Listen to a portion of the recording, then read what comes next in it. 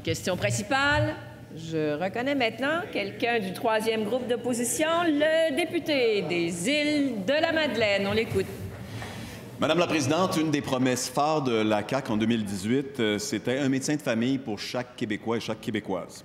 En 2022, le gouvernement a plutôt décidé de briser cette promesse-là. Le ministre a annoncé une entente avec les médecins pour la prise en charge des patients orphelins par les GMF. Une entente historique, disait-il. D'habitude, quand on pose un geste historique, Madame la Présidente, on s'organise pour que ça s'inscrive dans l'histoire et que ça dure un peu plus que 2 ans. C'est pas ce que le ministre a fait. Et si le guichet d'accès à la première ligne est menacé aujourd'hui, c'est que la CAQ a renié sa deuxième promesse phare en santé, celle de revoir le mode de rémunération des médecins. Une proposition que nous portons également au Parti québécois, mais que la CAQ n'a pas eu le courage de mettre en œuvre.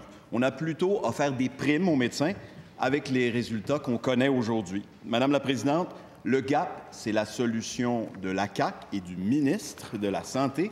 Comment va-t-il faire pour ne pas laisser en plan les 900 000 personnes qui en dépendent? La réponse du ministre de la Santé. Bien, Madame la Présidente, encore une fois, j'apprécie la question parce que ça s'est tellement parlé dans les dernières semaines que je pense que c'est important de préciser les choses. D'ailleurs, je rappellerai qu'en 2022, le député était là lorsqu'on a fait le projet de loi 11 et on était très conscient avec l'opposition qu'on faisait quelque chose de différent en passant d'une prise en charge individuelle à des médecins qui nous disaient on n'est plus capable de le faire, versus une prise en charge collective qui était une nouvelle façon de procéder. Que le premier ministre avait dit, je pense que c'est important de se donner une chance puis de le faire. Et c'est ce qu'on a fait. Et c'est un changement qui a été apprécié parce que lorsqu'on a négocié avec la FMOQ, on se demandait si on allait être capable de faire 500 000 prises en charge par le procédé de prise en charge collective. On en a eu 900 000. Tout le monde reconnaît que c'est un succès. Maintenant, comme toute nouvelle façon de faire, il est tout à fait normal, Madame la Présidente, après un certain temps, de faire le point. C'est ce qu'on avait dit.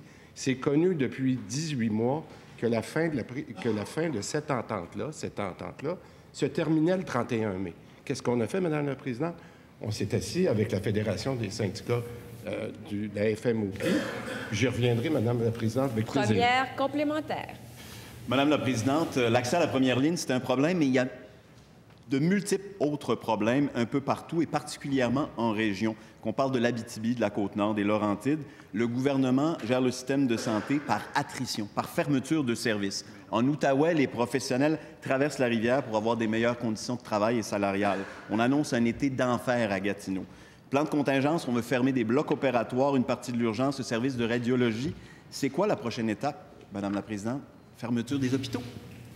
La réponse du ministre. Aussi, là, je vois qu'on a changé de sujet. Peut-être qu'il a apprécié ma réponse à la première question. Mais sur la question des régions qui sont en difficulté, je pense que le député a suivi ça aussi, de ce qu'on arrive avec nos équipes volantes.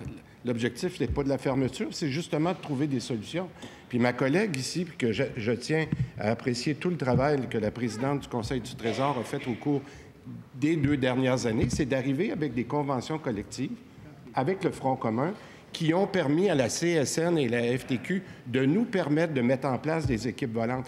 Puis je demanderai à mon collègue, le député des Îles-de-Madeleine, de suivre l'actualité des prochains jours parce qu'on est sur le point de faire l'affichage des gens qui vont pouvoir venir nous aider dans ces régions-là. Alors, on avance, Madame la Présidente. Deuxième complémentaire. Parlons justement des équipes volantes pour la Côte-Nord. On apprend ce matin dans Le Devoir une histoire absolument aberrante où un nouveau-né à Bécomo a été envoyé à Québec sans sa mère parce que la pouponnière est fermée, Madame la Présidente, faute de personnel. Les médias rapportent qu'il y aurait 2 autres cas de nouveau-nés qui ont également été transférés pour les mêmes raisons. C'est inhumain, c'est révoltant.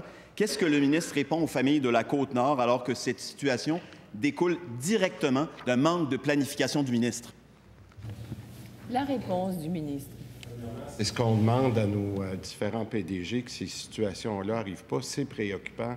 Je ne peux pas dire que j'accepte la situation. Au contraire, j'ai demandé à avoir un état exactement ce que c'est la bonne décision qui a été prise. Maintenant, Madame la Présidente, c'est justement pour ça qu'il faut avoir des alternatives.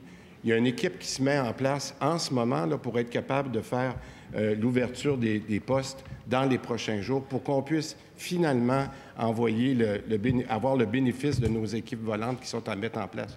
Est-ce que le cas qui est arrivé avec cette famille-là, où le père a dû accompagner le petit enfant parce que la mère venait d'accoucher, est-ce qu'on accepte ça comme situation? La réponse est non, Madame la Présidente. On va continuer de mettre en place des solutions pour que ça n'arrive plus.